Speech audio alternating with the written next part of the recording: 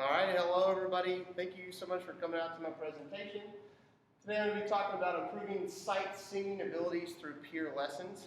I'll talk a little bit about our school, and then I'll talk about how we have students engaged in learning with the help of their friends. Choir is an entrance point for a lot of musicians. Many musicians start in 6th grade in the band, or they've taken piano lessons growing up. It may be a value in their home, but for a lot of students at the high school level here, they're joining us for the first time maybe, or after a long sabbatical from music education. Choir students often function at varying ability levels. That may be a talent or a nature thing, or maybe a nurture thing where they've taken time off. Some of them have been doing choir since they were wee pups. They've sang in churches and they've sang at school. And choir students may be instrumentalists as well. So they may have more than just this going on. And something that we're going to do is we're going to do weekly sight singing lessons in additional to class time. So as part of our choir class time, we do just their baseline education for how to sight read. And I'll talk about what sight reading is in a bit. All right, the purpose of this study is to build student confidence in singing. If they can be more and more confident, they'll sing out, they'll produce a better sound in the class if they can function at a higher level as an individual. Provide appropriate challenges for the varied skill degrees represented in choir. That's really tough. So having differentiated education implements in a choir room that has a wide variation of ability levels, and trying to break it down into challenging but attainable levels for every student, to measure the yearly improvement of individual singers and to determine the impact of our curriculum. We use the Masterworks Press, and that's just a series of copyable pieces of music that we can use and give to our students. It notches up incrementally, year to year, week to week. So we can start a student at a certain point and hit them on it, and they can continue to grow on their own with that. As part of our literature review that I did for this, I read a few articles that were pretty interesting. One thing that I found out was I just wanted people to understand what sight reading is. And Henry talks about sight reading as the ability to track music notation. So reading it left to right and then down, just like you would English on a page, regarding pitch and rhythm, and then being able to glue those things together in a single moment or simultaneously.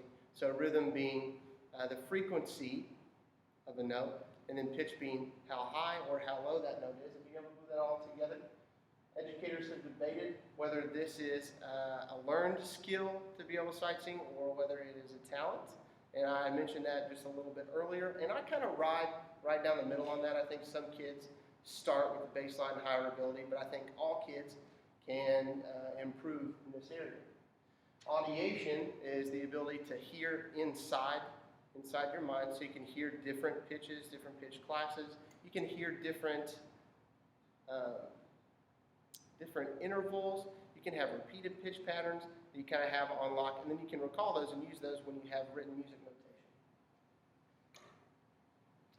Some factors that will go into musical success might include there have to be familiar pitch and rhythmic patterns that you practiced before so that you can recall when you're in the heat of the moment of reading music out loud. Years of choral experience is a great predictor for success in the choir classroom. Just the longer you practice something, the better you're going to be at it. And that's kind of our approach. Here at the high school level, we function in volume. So we do a massive amount of sight reading so our students can improve. And then finally, singers with piano and instrumental experiences are going to be our top level sight singers. And this by Henry was a real neat article where it just talked about who are going to be your top students for sight singing. It's different from anything else that goes on with instrumentalists, but also ties in over there. And he found out that students that are singers, piano players, and instrumentalists, so they kind of have the big three going on, are going to be your best sight singers. Students that are in choir and piano would kind of rank second. Students that are in choir and play a separate instrument that's not piano would rank 3. And students that are just in choir tend to be at the bottom level of that.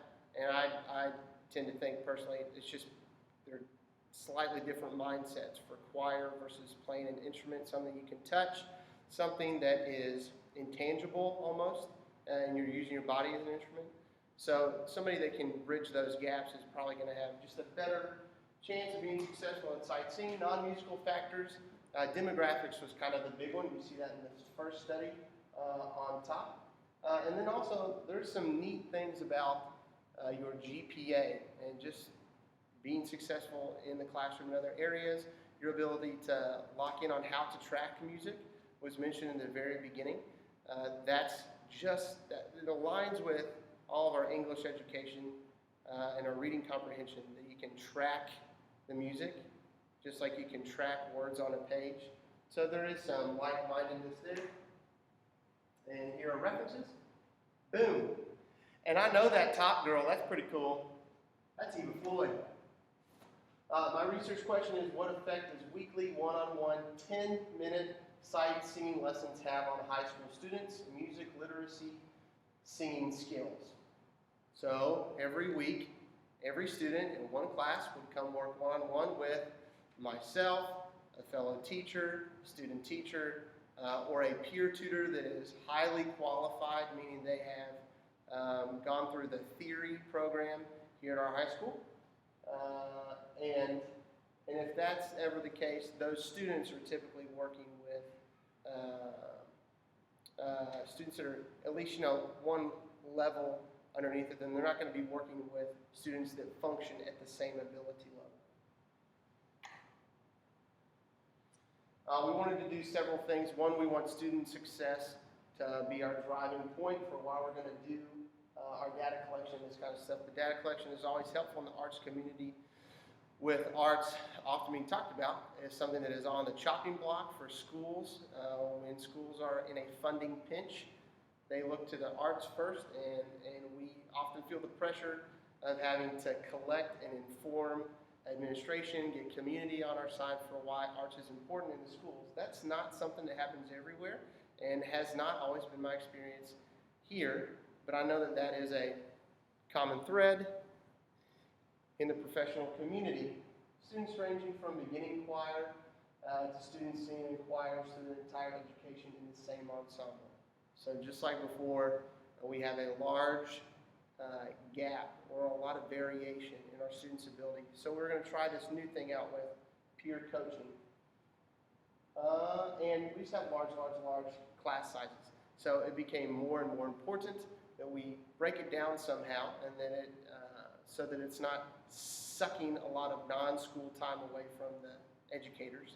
And find a different way that students can be successful. And thinking that this might be the key. Using this one class, this is our advanced mixed choir. There are 121 students here. 26 10th graders, 39 11th, 56 12th, one special education student. 28 are gifted vocal music students, and we do identify that in my district at the 4th grade level, and they can jump on board somewhere after if they elect to, but there are 28 identified gifted for this content area in this course, 40 males and 81 females. And here are the materials. I mentioned the Masterwork Press earlier, and then we have an easy, medium, and hard series that I pulled from to kind of create my own curriculum based on criteria that we'll see later on. Needing a quiet space for the performer to work, where confidence is so important, and feeling safe. Singing is such a personal process, so we want all our students to feel that they're at home, that they're comfortable, so that they're set up for success, and worry can be at a lower level. We need a grader, meaning a teacher, a peer tutor, or a student teacher, and we need pencils for the grader and for the student. Also, the instruments we're working with, that Masterworks Press. Also, we have daily group practice in our choir. So we have a choral practice where we're practicing sight singing outside of when they're doing these lessons one-on-one. Then they also have these one-on-one lessons that are happening during the lunch hour. So they'll give up 10 minutes of their lunchtime to do this. and then I need all those people I mentioned before. I need the highly qualified peer tutors, I need student teachers, I need myself, I need colleagues as graders. Here would be a Tier 1 example. Tier 1 would be the bottom rung. So a lot of beginning students are coming in for the Tier 1, and they're students who have tested into this or have just elected to start at the bottom. And for Tier 1, that means they're going to have a common time signature. Rhythmic durations are going to be quarters, halves, and whole notes. This is something that you see at an elementary level. They're going to be major keys, diatonic major keys, and stepwise motion mainly. There's a few examples right here. Stepwise means it goes line to space, line to space. Here's a Tier 2, and I'll point it out with the cursor. 3/4 time, some stepwise motion, but also some disjunct motion over here, using intervals of a third and a fourth, which a second and third. Second would mean this stepwise motion, line, space. A third would mean space, space, space. A Tier 3 example, so we're just compounding on this, would have everything that the other tiers have, plus intervals of a fourth. You can see an interval of a fourth here from a space, line, right there. You can see an interval of a fifth here, line, space, line. There are also chromatic passages, which is the smallest step on a piano, on a guitar. Most of our instruments, the smallest movement you can make is by half step. So that's outside of a major scale. That's going to be a major scale plus chromatic approach steps.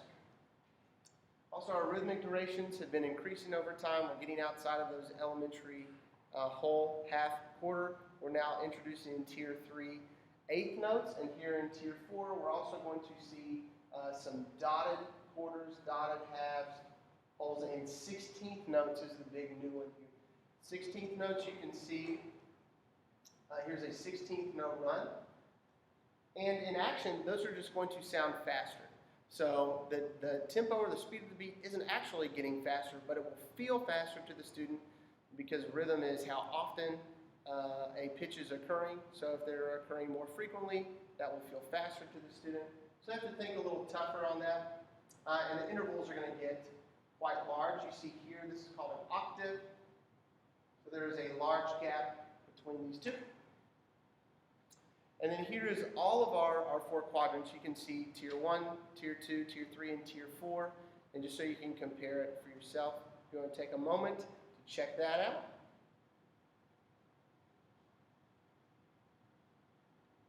Three, two, one.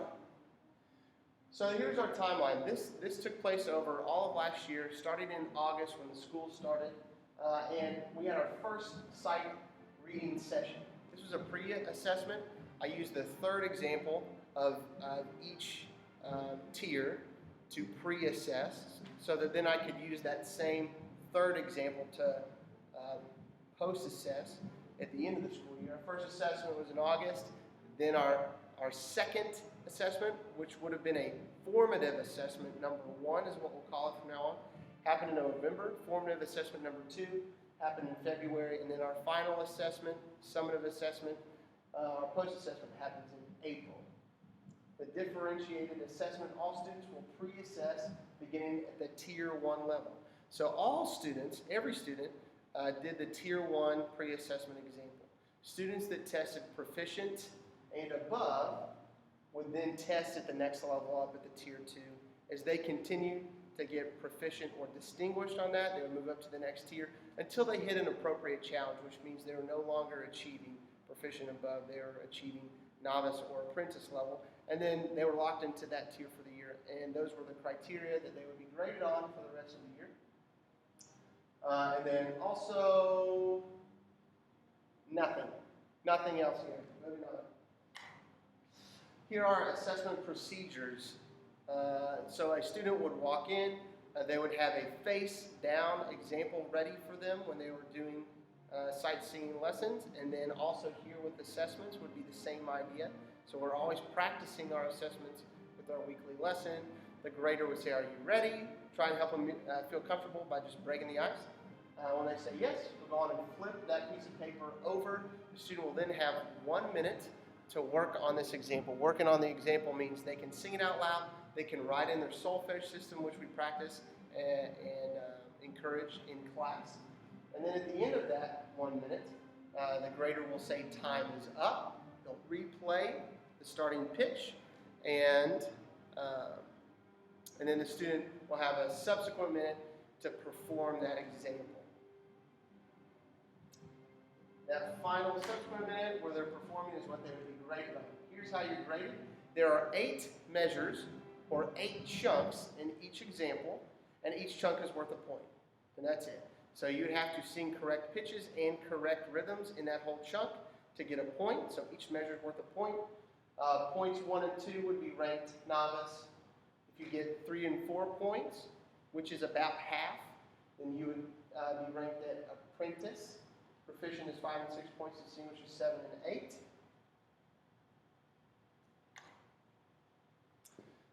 We did not have this in this class, but these guidelines were written for students if we expand this into other classes where we do have students that are vocally or orally impaired. We do have students that just have a lot of vocal damage. Some of these students have other disabilities going on. Some of these students are still just growing into their voice and having trouble finding what it feels like to sing. If you've spoken one way for many years, and a lot of students who speak in just a couple tones, kind of at the bottom of their voice, they have trouble getting into the upper register and using all of it, and they're assessed on all of that voice. So if they can't make the pitches because of something they're born with or something that's learned and they're still working on it, we don't want to knock students. We want to help them see their growth patterns, and so they would be graded on spoken rhythms, which they can all do, and all of the written notation, which they can all do. So they'd be graded essentially on the process. And then visually impaired students, they would be working on tonal memory exercises. So if you can imagine, a grader would sing something to them, and then this student with a visual impairment would sing it back. There's a pretty neat story. We had a student here in Kentucky that was part of our all-state choirs for a few years, and that's how she learned all of her audition music, and she had made choir at the all-state level many years in a row, and that's how she had also learned all of her music coming in to all-state choirs.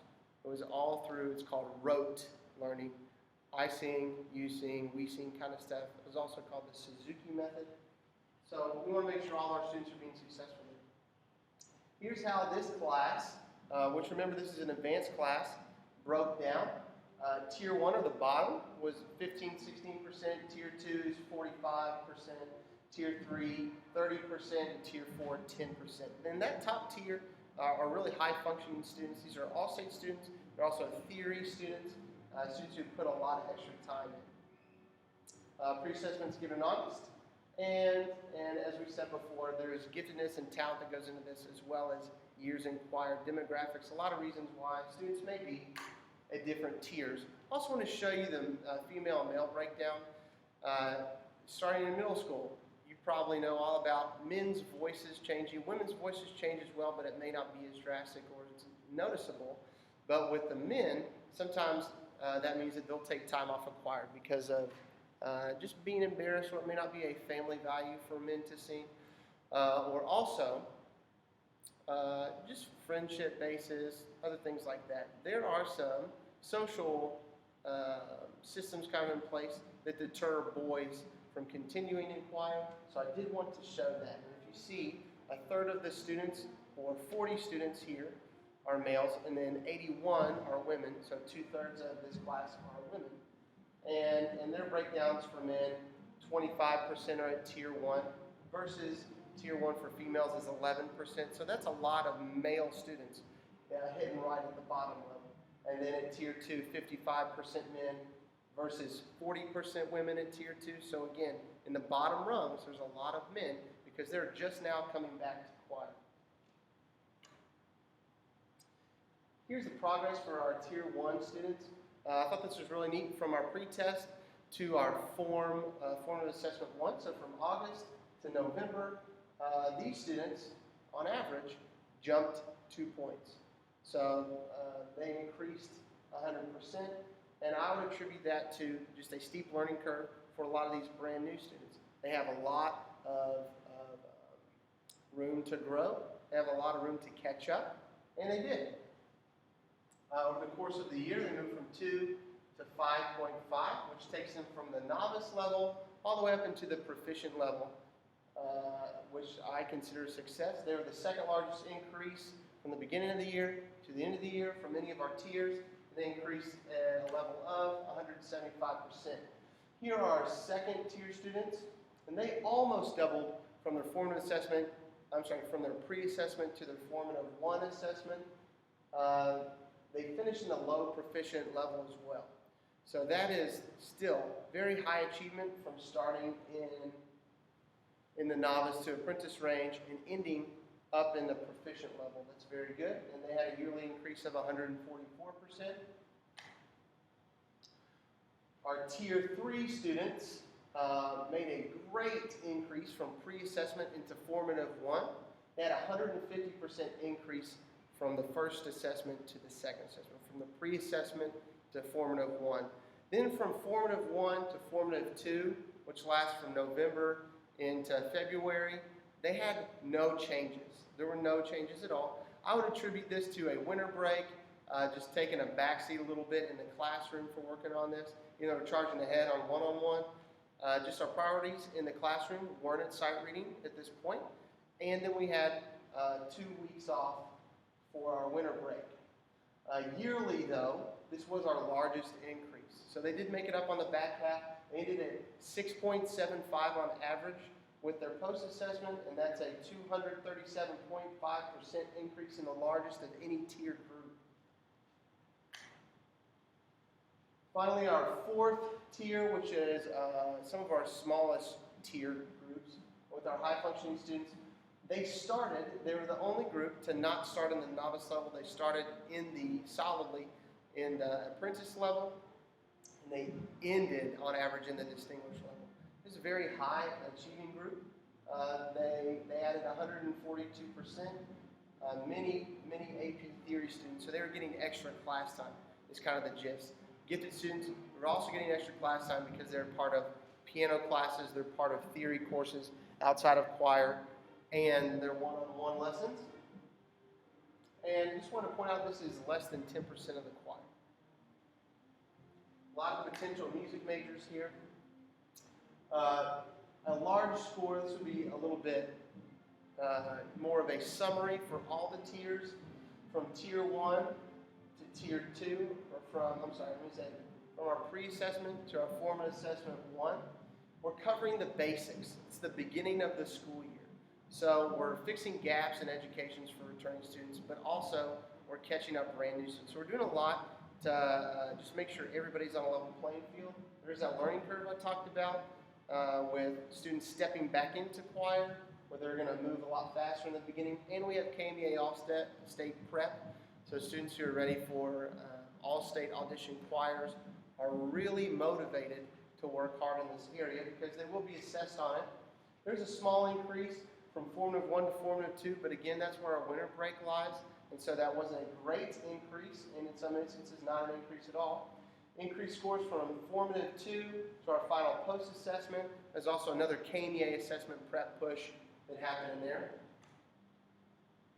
Males versus females, and this is a real neat chart. I like this. If you kind of look at the pre-assessment all the way up and down, you can see in green here at the bottom where our females began outscoring the males. So in Tier 1, Tier 2, and Tier 4, all of our women started at a higher level than our men at Tier 1, Tier 2, and Tier 4, except for at Tier 3, where the men were beating the women starting off. And I would say that that's men who've been around a little bit longer. This is a larger portion of women, and that could have had something to do with it too. just there's greater variance when you have a larger group of women. But in the post-assessment, I want you to see how the men have grown. In tiers 1, 2, and 3, the men outscored the women, but in 4, the females outscored the men. I would say that in tier 4, that's neither here nor there. Those scores were quite close, and those are all high functioning students. But for the men in tiers 1 through 3, remember a lot of those students are entering back in, and if they're entering back in after taking time off, I would say that that means that they have some aptitude towards singing. And so maybe these are students that aren't as educated because they've been away, but they do have some ability level here, and so they're able to show that off throughout the course of the year in their growth.